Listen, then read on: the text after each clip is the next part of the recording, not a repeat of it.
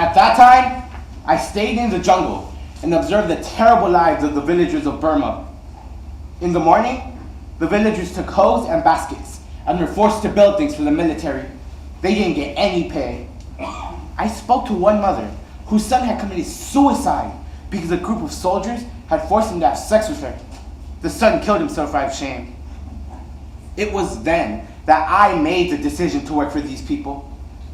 In the beginning, I had neither pen nor paper to work with. The rebel soldiers told me that this kind of incident happened all the time and that no one cared, and that I should take up arms and fight.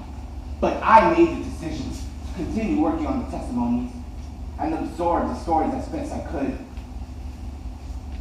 The hills were very cold, and all they gave us was a sheet of plastic to cover ourselves.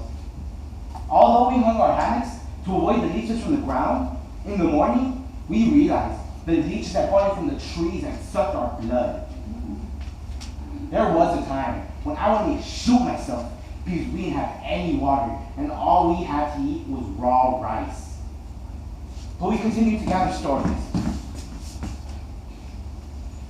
Finally, we met a woman from France who had given us money for paper and mailing. I was so happy that we could finally do something. One day, I went to another human rights organization that was working on something else.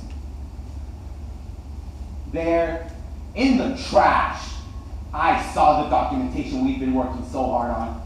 It was so difficult to get that piece of paper mailed and to document the suffering the people had endured. It had been scrunched up and thrown away.